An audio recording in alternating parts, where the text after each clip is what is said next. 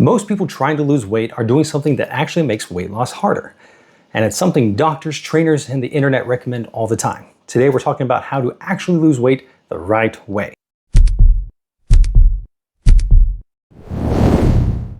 Most people think weight loss is just eat less and exercise more. But if that worked consistently, obesity rates wouldn't keep rising.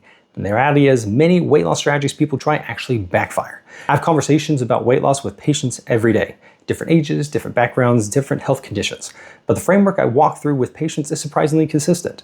If you search weight loss online, you'll find extreme diets, miracle supplements, and workouts most people quit within 2 weeks. So when patients come to my clinic asking how to lose weight, that's not the advice I give.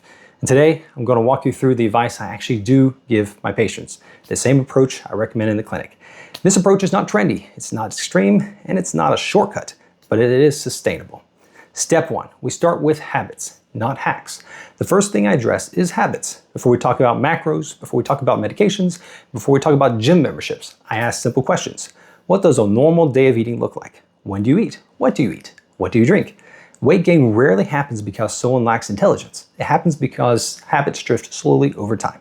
Late night snacking, liquid calories, highly processed convenience foods, large portion sizes becoming normal. If we don't address these habits first, no diet plan will stick.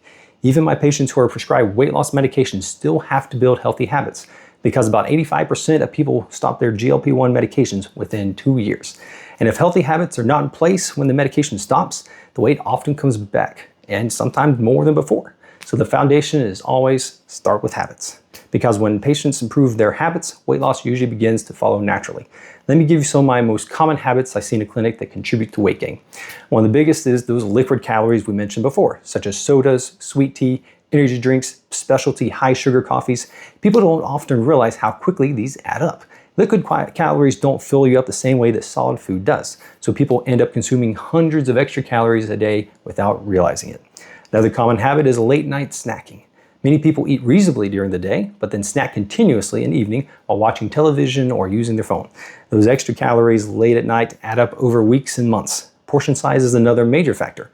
Over time, what we consider a normal portion slowly grows larger. Restaurant meals and packaged foods have conditioned many people to eat far more than their body actually needs.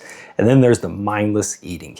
Eating while driving, eating while watching television, eating while scrolling on a phone.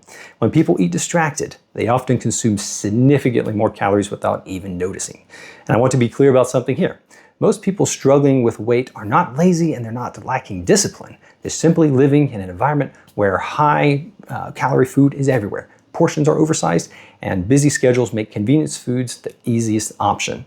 So the goal is not perfection. The goal is better habits. So once we identify those habits, we begin replacing them with better ones.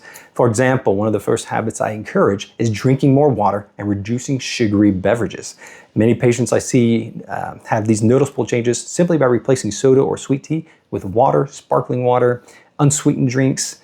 Another habit is building regular meal patterns. Instead of constantly grazing throughout the day, I encourage patients to focus on structured meals with adequate protein and vegetables. This helps regulate hunger and reduces the urge to snack. I also recommend eating more slowly and intentionally. It takes about 20 minutes for the brain to receive signals of fullness. When people slow down and pay attention to their food, they often eat less without trying.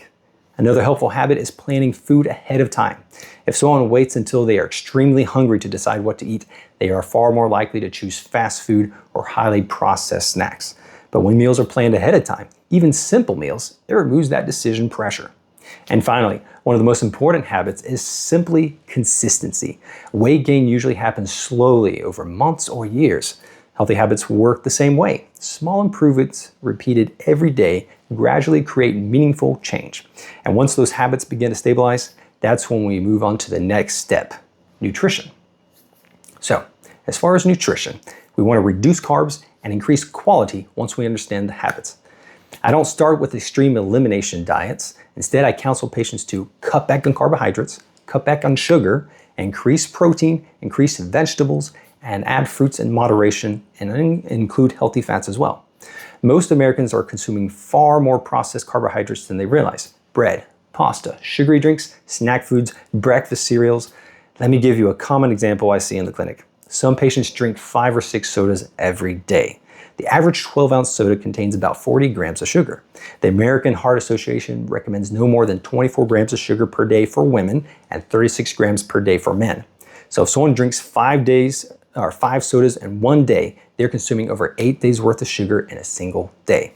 So you can see how the weight starts to pack on and the diabetes risk starts to rise. But when I have a patient drinking 5 sodas a day, I don't tell them to stop immediately. Instead, I recommend reducing to 4 sodas per day, then 3, then 2. Studies show sugar activates reward pathways in the brain similar to addictive substances, so cutting it out gradually often prevents relapse. And that's just sugar. We haven't even talked about carbohydrates yet. Carbohydrates are the body's primary energy source. When we eat carbohydrates, the digestive system breaks them down into glucose, which enters the bloodstream as blood sugar. Insulin is then released to remove that glucose into the body cells for more energy.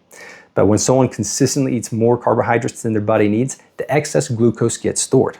First is glycogen in the liver and muscles, and once those stores are full, the remaining energy is stored as fat. This is also why many people with diabetes have to carefully monitor carbohydrate intake, because carbohydrates directly influence blood sugar levels. Now, carbohydrates themselves are not evil. Our bodies do need them. The problem is excess, refined carbohydrates. Foods that digest quickly, spike blood sugar rapidly, and leave people feeling hungry soon again after. Instead of eliminating carbohydrates entirely, the goal is choosing better carbohydrates in reasonable amounts. Whole foods like vegetables, fruits, beans, whole grains, these digest more slowly, stabilize blood sugar, and keep people feeling full longer. Another key piece is protein. Protein helps with weight loss in several ways. It increases satiety, meaning people feel full longer. It also helps preserve muscle mass while losing weight, and it supports metabolic health. When someone increases protein and vegetables in their diet, something interesting happens. They naturally start eating less of the lower quality foods without feeling constantly deprived. Another area I discuss with patients is snacking. Many people believe they have to completely eliminate snacks in order to lose weight. That's not always necessary. The real issue with people snacking is what they're snacking on. A lot of common snack foods are highly processed and highly refined carbohydrates and sugar. Things like chips, cookies, candy, crackers, sugary granola bars. These foods digest quickly, spike blood sugar, and often leave people feeling hungry again shortly afterwards. So instead of telling patients to stop snacking entirely, I encourage them to choose a better snack option. Good snacks usually include protein, fiber, or healthy fats because those nutrients help people feel full longer. Some examples I often recommend include Greek yogurt, a handful of nuts or almonds, a piece of fruit with peanut butter, cheese with whole grain crackers, hard-boiled eggs, vegetables with hummus. These options provide nutrients and help stabilize blood sugar instead of causing rapid spikes and crashes. Another helpful strategy is portion awareness. Even healthy snacks can add up if people eat large quantities. So sometimes simply placing snacks in a small bowl or portion instead of eating directly out of the bag helps people stay more mindful of how much they're consuming.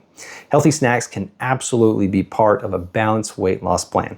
The key is choosing foods that support satiety and nutrition rather than driving more cravings. And that's the key to sustainable weight loss, because if a plan feels miserable, people won't stick with it. Lastly, before we go to the next step, I want to touch on one more thing. I see this frequently in obese patients. They tell me, I only eat 1 meal a day, and they're frustrated because they are not losing weight.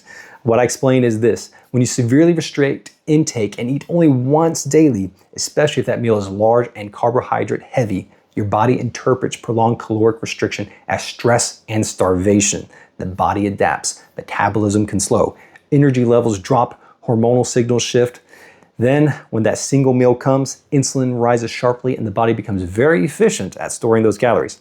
It becomes a cycle: undereat, large meal, metabolic slowdown, and frustration. So I encourage more balanced distribution of food, structured meals with higher protein, controlled portions, and avoiding long starvation patterns followed by excess intake. The goal is metabolic stability, not shock. Step number 3, exercise. Enjoyment over intensity. That's the next major conversation I have. A lot of people want to know, what is the best exercise to lose weight? The best one is the one you will do. If there was some really high intensity, really hard max effort exercise that makes you lose a lot of weight, but you never do it, that's not for you. Find what works for you. If you enjoy walking and you will do it regularly, then that is for you. Many patients think weight loss requires joining a high-intensity gym, doing workouts they hate, extreme cardio. I don't recommend that. If you hate the activity, you will quit. Instead, I ask, what do you enjoy?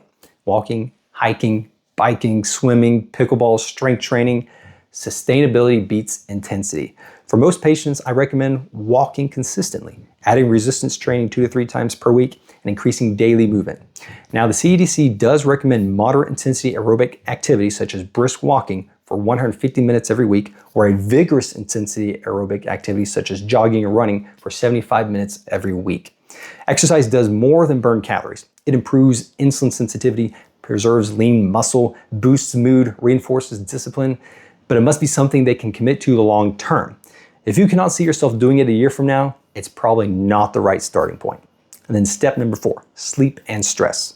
The overlooked factors, these are another major factor in weight loss that many people overlook, which is that sleep and stress. Most people think weight loss is just about diet and exercise, but the body's hormones play a huge role in how we gain or lose weight. And sleep and stress directly affect those hormones.